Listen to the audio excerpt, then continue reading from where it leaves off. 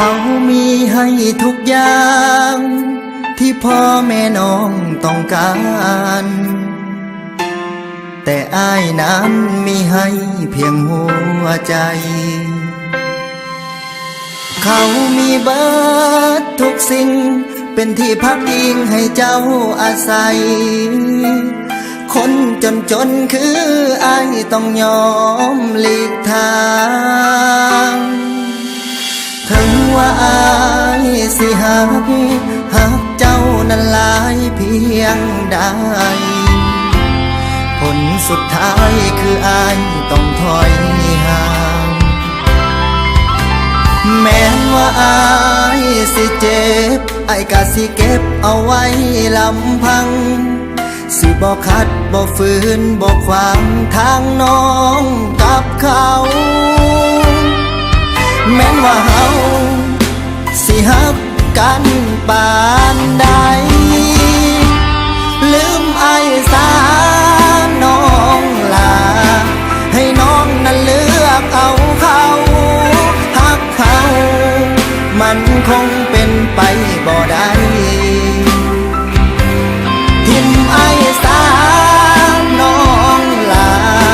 อ้ายอยากให้น้องตัดใจ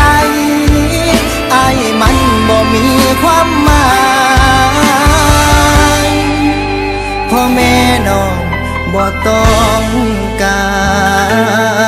ร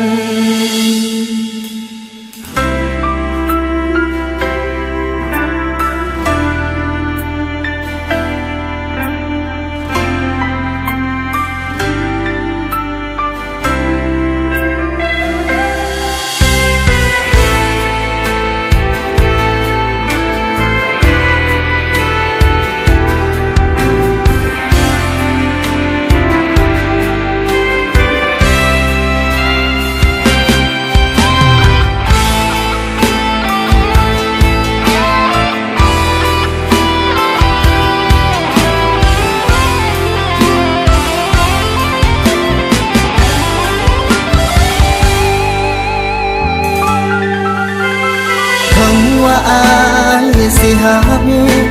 กเจ้านั้นหลายเพียงใดผลสุดท้ายคืออ้ายต้องถอยห่างแม้ว่าอ้ายสิเจ็บอ้ายก็สิเก็บเอาไว้ลำพังสิบ่ขัดบ่ฝืนบ่ขวางทางน้องกับเขาแม้ว่าเฮาสิฮักกันปานใดลืมอ้ายสา